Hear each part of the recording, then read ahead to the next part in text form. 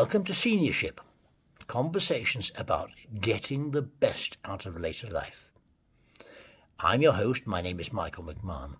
Today, our guest is Lynda Shaw, a neuroscientist whom I had met before but hadn't seen for some years. She studies and is interested in and knowledgeable about the workings of the human mind, and that's a subject that fascinates me. So I was looking forward to our conversation. Turned out we had a lot in common, as you will discover if you listen to the episode. Hope you enjoy the show.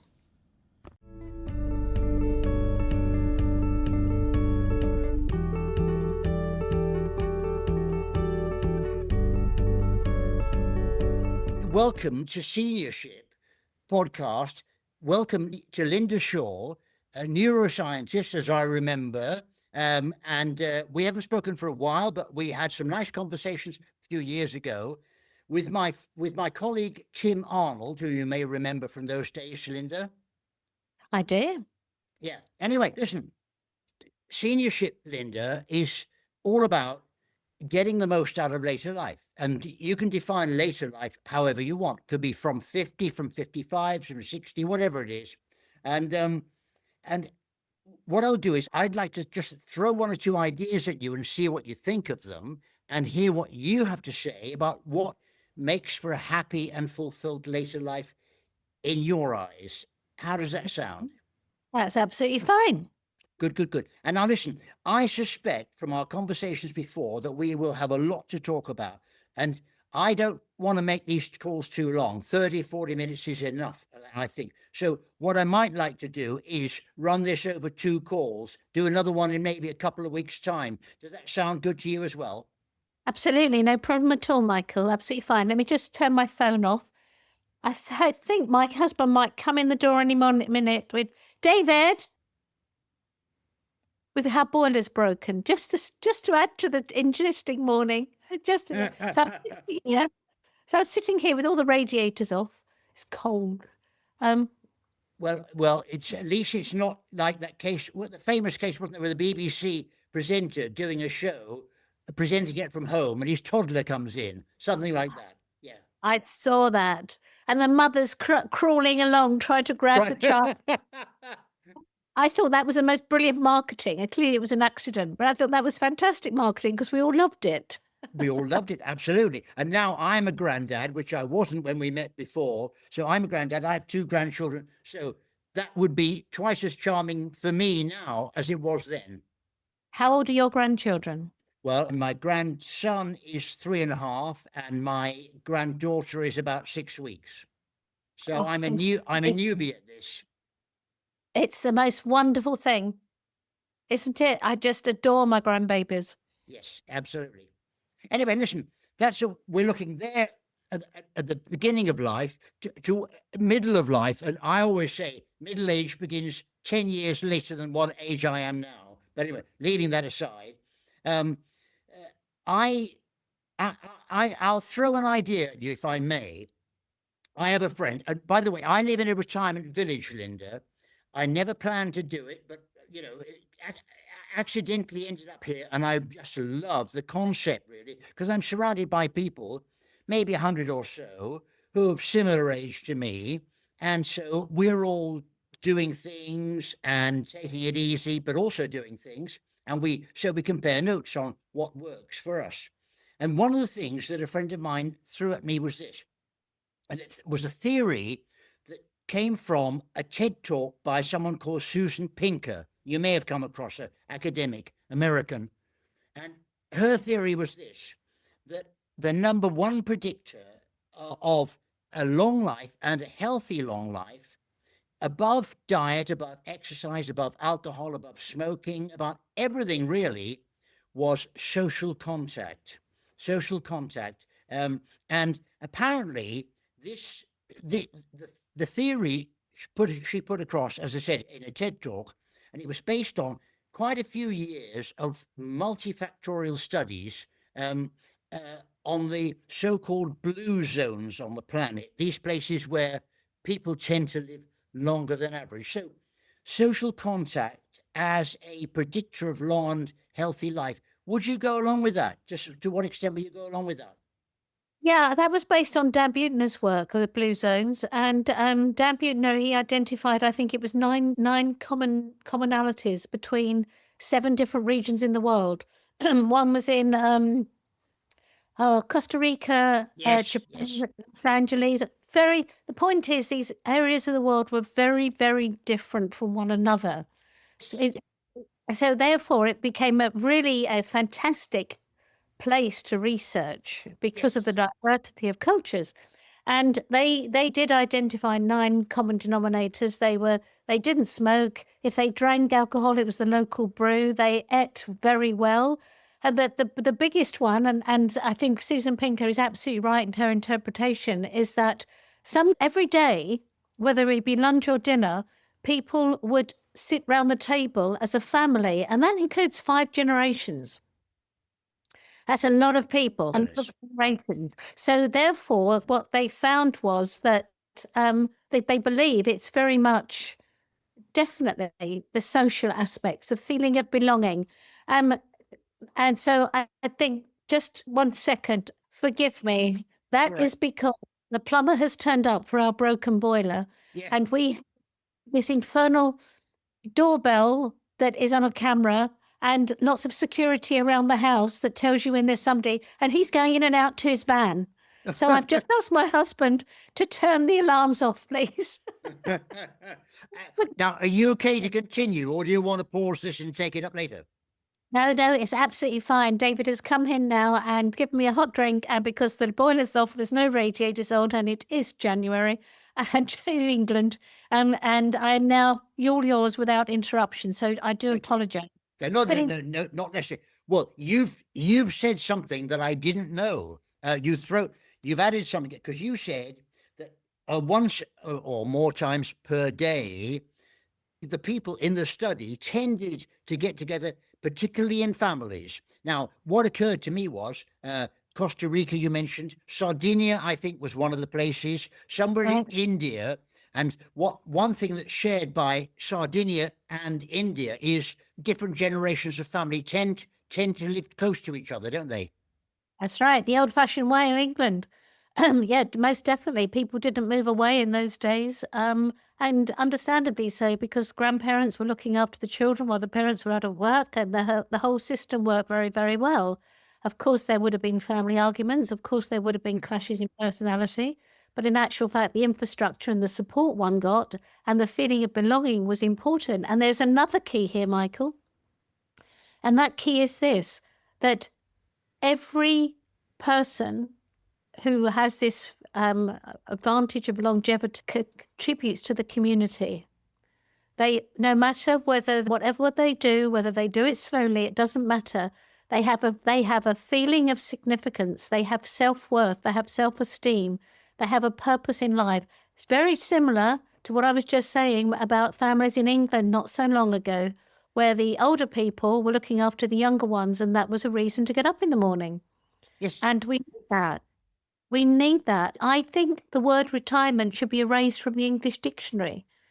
I think it should be reinvent. I love that saying. I'm glad I'm recording this. Yeah.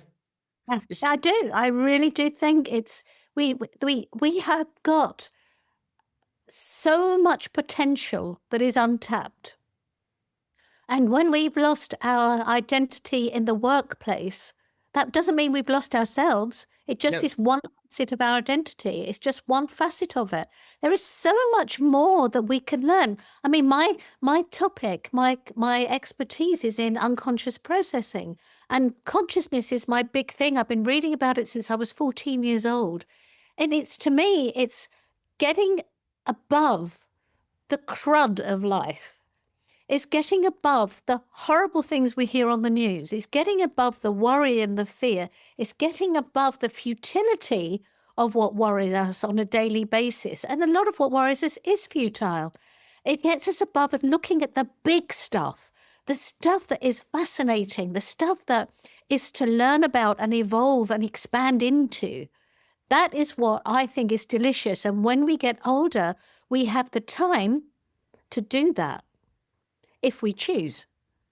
That enables, I think, longevity in itself. Thank you. That sounds great, and it chimes absolutely to what I believe. And so, for example, if you choose was the key word, a key phrase there, wasn't it? Because right round the corner from here, where I live, which is Edgbaston, Birmingham, I don't live in. Well, I can't remember where I was living when we met before, but anyway, I live in Birmingham now. Just round the corner is there's a course starting up called Practical Philosophy. And I'm thinking, wow, I want to learn more about this, run by something called the School of Philosophy. I inquired and I couldn't believe it. Course starting next week, cheap as chips, Practical Philosophy. I thought, right, I need to learn more. But as you say, the phrase is if you choose. If you choose, I mean, I love philosophy. I really do. It's I can remember once I had to, I was invited at, I think it was the University of Glasgow, to speak to the psychologists and the philosophers about my doctoral thesis, about my results of my research. And I was there and I presented the consciousness information that I'd uncovered. And the philosophers, it was quite amusing to me. The philosophers asked, it was Q&A time, and they were asking questions. And so when the philosopher asked a question, it was a very long question. Very, very long. And I'm hanging in there trying to concentrate on this question. And as a psychologist and neuroscientist, I'm normally quicker than that, but that's absolutely fine because I love philosophy. So I then answer, and my answers were very short. And then the psychologist would ask a question, which were really, really short questions, and my answers were longer. Funny. It was great. We had great fun. It was good Hey, I fun. tell you what, if you ever host a conference like that, melding psychologists and philosophers, invite AC Grayling. Have you ever come across him? Of course you No, I have. haven't. Well, anyway, he's the philosopher. I've heard him speak 2 or 3 times, and he gave a talk a couple of years ago that I went to, and it was run by the 6th form of an independent school in Bristol, and naturally, the 6th formers has been prompted to ask intelligent questions in the Q&A, and one of them asked a question. It was a very good question, and he was like you. He was probably waiting and waiting for where's the question here. The question came up, and it was quite a little bit of a complicated question. And he said it stroked his imaginary beard, and he said, "Well," he said, "the answer is yes and no." And he left in that. And he said, "Oh, I'll go further." He said, "As the French philosophers would say, it works in practice, but does it work in theory?" Oh, that's lovely. I love that. I know. I tell you what, when you are delivering to 6th formers, they don't take prisoners with their questions normally. They're No. fantastic questions. Absolutely fantastic questions. And you've really got to be on sharp that day to actually handle them. And you know what? I read years ago, I'm getting off the topic here, but it's interesting. Years ago, I was reading about the so-called charter schools in America, which very often are set up they're funded in a different way, and I can't remember what the funding structure is. But anyway, they're set up very often in deprived neighborhoods, inner cities and things like this. And they were teaching 5-year-olds philosophy. What? Beautiful. Yeah. How wonderful. I How tell you, this is what I find so upsetting. And I'm sure in many countries, but I can only speak for the UK, is that we are born so curious. We are born with like sponges for information, and it's eroded as we go through the school system. And it's not the fault of teachers at all. They're doing their absolute best. It's a system that we have here that is not serving people as well as it could. And the teachers I know, they tear their hair out with frustration sometimes because I know they know that the system is not as supportive as it could be. But oh my goodness, that curiosity is utterly delicious, and it should never go. But and if it can also be dampened down enormously by the work that we choose to do. It can be, or indeed not choose to do. It can be dampened down then because you feel as if you're on a treadmill, you feel that you're not appreciated, you feel what's the point, and you're just, looking from one paycheck to the next.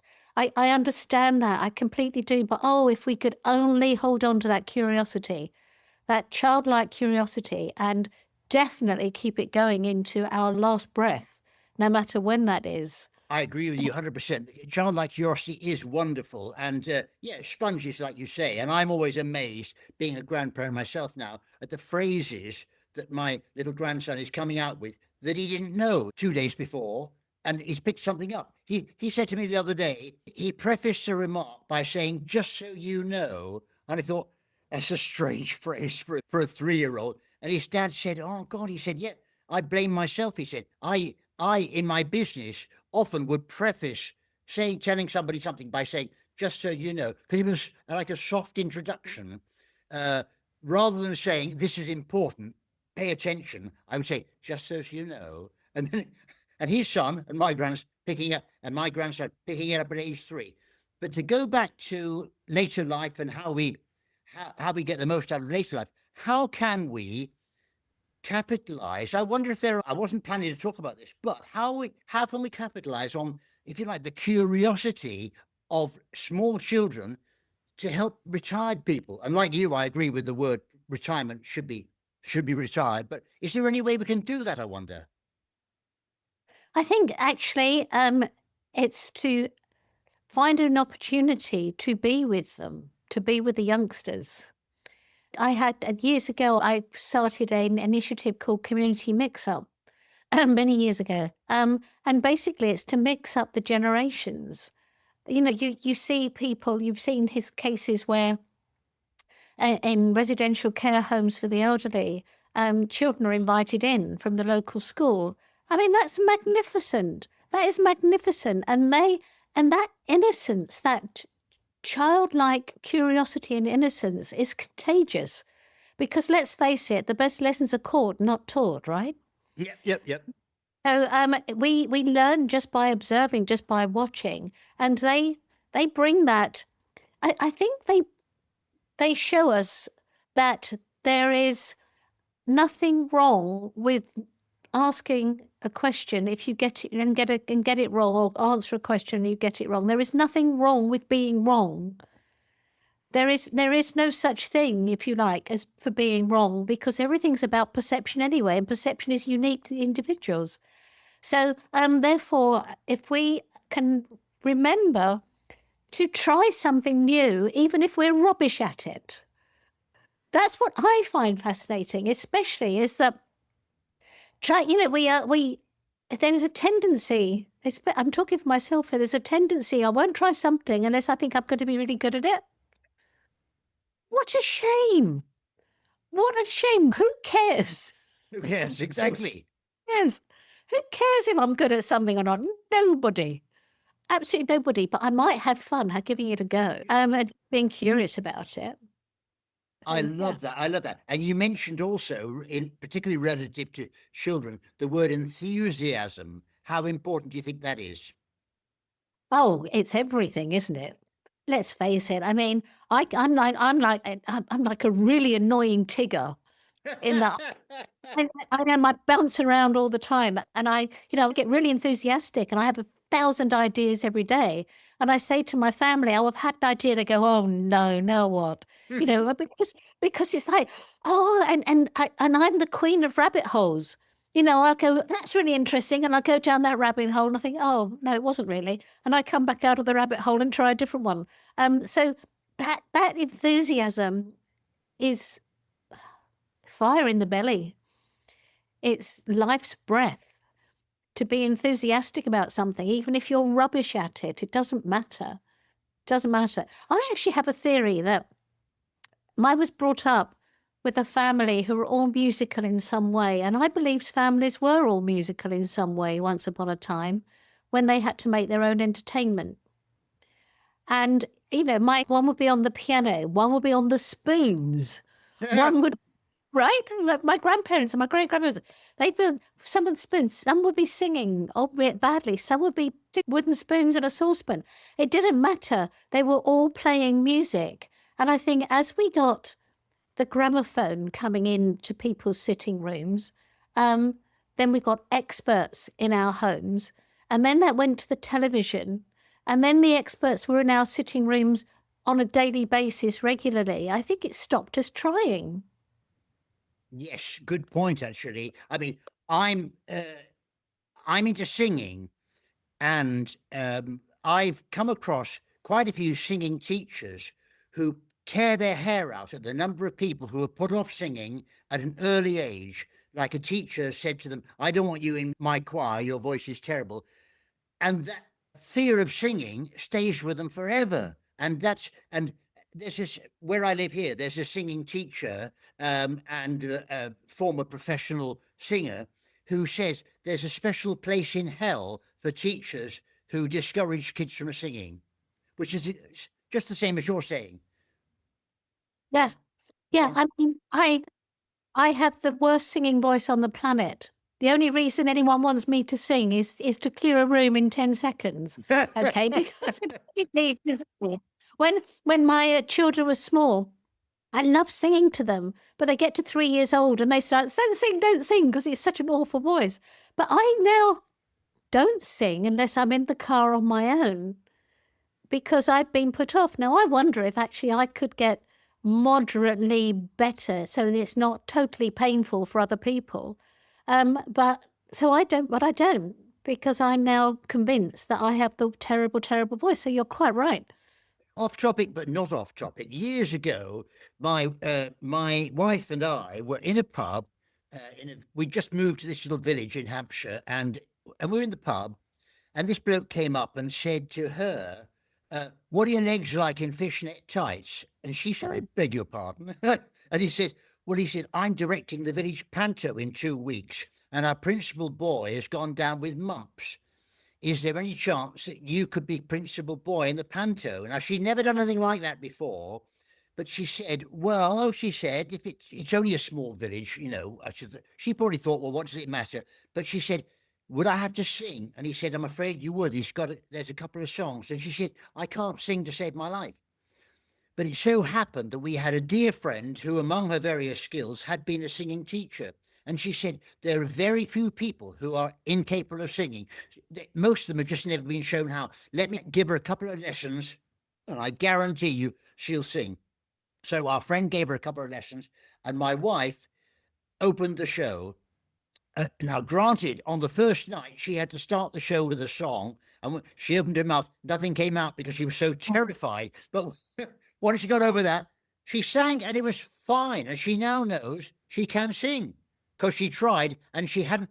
I bet she'd been told at primary school that she had a terrible singing voice. I bet. Yeah, absolutely right. It's amazing how we, in our childhood, hold on to a negative comment for the rest of our lives. It's such a sin. It's a sin. It is a sin, and I'm a great believer in that spoken word record by Baz Luhrmann called something to do with sunscreen. You remember it was quite popular in the 90s, and one of the messages in that it basically was a spoken word thing based on a show called Commencement Address from an American university. That's how it was written. And Baz Luhrmann put it to music and all the rest of it. And one of the phrases there that my daughters introduced me to was, "Remember the compliments you receive and forget all the insults. And if you can do this, will you please tell me how?" So, of course, you get a laugh about that, you see, because obviously we're more likely to remember the things that went wrong, not just the insult, things that went wrong. And you know the reason, of course, it's what they call problem-solving survival. But what a shame that governs our lives for so long. Hey, and listen, I'm sorry, I've gone off the point here, but I want to try one more theory on you, and we're definitely going to run this into a second conversation, Lynda. Apart from social contact, the Susan Pinker, and you mentioned another source which I'm going to make a note of as well. But another thing is that obviously genes, your DNA, and what you inherited, the gene pool. Well, obviously that's got a big part of what governs your later life. But you can't do anything about that. You know, you've got good genetic makeup or you haven't. But in terms of what you can and can't do, what about your mental attitude? In other words, are you a positive person? Are you a negative person? And I'll just throw this at you, and I don't expect a snap answer because there isn't one. I was talking to someone and I said, I feel sure that whether you're a positive person and you have optimistic expectations of how you'll achieve something or not, has got a lot to do with your late happiness in later life and your health in later life. And this person's response was, well, but surely that depends on your physical health, doesn't it? And I said, well, how do you mean? Well, if you're in good physical health, you'll be positive, and vice versa. But I personally don't think that's the case. I know lots of people who are in good physical health but negative, and lots of people who are in poor physical health but positive. What do you think? I think you're absolutely right. There's a couple of comments I want to make there, Michael. First of all, about DNA being set in stone, it isn't. Because of epigenetics, your DNA is not your destiny. So yes. if you are looking at or considering your parents, aunts and uncles, grandparents, and the ailments they had, it doesn't necessarily mean you're going to have them. But if you consider that the generations not so long ago were all smokers, Yes. and therefore you know they may have died of lung cancer or something like that. It doesn't mean to say you will, even though you might be in the same DNA pool, because you don't smoke. So you have changed. Your environment has changed. The way your DNA is read or by the body or the brain. So epigenetics is something to consider. So please don't, and this is for everybody and a reminder for me as well, please don't believe just because your mum or dad or brother or sister or somebody had XYZ, you're going to have the same. No. Okay. I definitely agree with that. Yeah. Well, okay. And moving on to your next point, positive and negative attitude. There is a plethora of research to show that a more positive mental attitude indicates a healthier person, which by default could mean longer life. But how would we ever know that? We don't know when somebody would die with or without that attitude. So, but nevertheless, we can only do our best whilst we're here. Now, if you follow the work of Professor Martin Seligman, who is known to be the father of positive psychology, although that's contended by others, Martin Seligman will talk about how you have a certain level of happiness that you can achieve individually. So everybody has a sort of a ceiling to their level of happiness. Now, I don't know whether that's true. Martin Seligman is an extremely well-researched professor. His lab is strong. But I don't know whether that's true. But what I do know is that there are things we can rewire in our brain. And soft wiring we can change. The hard wiring we can't. The soft wiring we can change mostly. And that soft wiring can be our attitudes and mental attitudes to life. And we can change those. We can start practicing gratitude. We can start practicing, my goodness me, I've had 55 years on this planet. I am so fortunate. My goodness me, I've had 85 years on this planet. I'm so fortunate. There are other people who have only had 20 or less. And you can start changing it around, and it needs to be a daily practice for you to start thinking more positively. But there are plenty of tricks to do and to help with that. Of course, we need a negative mindset sometimes because that keeps us safe. If we have got certain symptoms and we decide that, oh, it can't be anything, and try to be all positive about it and don't go to see a doctor, then that's not sensible. No. You know, we actually need to think, okay, this could be something really serious. I need to go and get a diagnosis. So, but that aside, I do believe that we can try to be a little bit more positive in our attitude, which will help our mental, physical health as well. And physical health most certainly doesn't dictate whether we are in a positive or negative mindset. I know people who are paraplegics, and they are positive people I have ever known. And they are astonishing, especially in the speaking world, because I'm a professional speaker. A lot of our speakers are Paralympians and people like that, and they're amazing. I'm glad you mentioned that. What what a shining example they are, actually. And by the way, something you said earlier about your history, i.e., the DNA you were born with, doesn't necessarily predict what your health is going to be in later life. That reminded me of a phrase. I caught it from Sir Ken Robinson, who's no longer with us. What a lovely man. And his Oh, phrase was, history is not destiny, wasn't it? absolutely.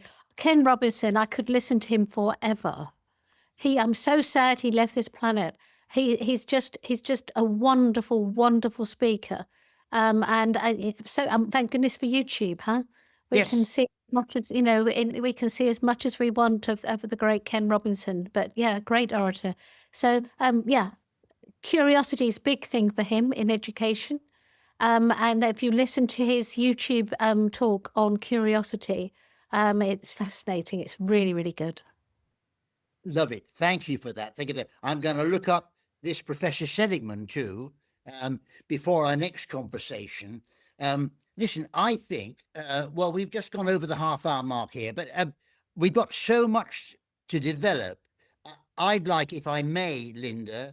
Lynda Shaw, neuroscientist, that I'd like to schedule another talk with you in maybe a couple of weeks' time, or we'll fix a date by email, okay? And pick up on some of these topics. Does that sound good? And I hope in the meantime that the guy coming today, or he's there already, is fixed your boiler so you'll be nice and warm. Me too. It's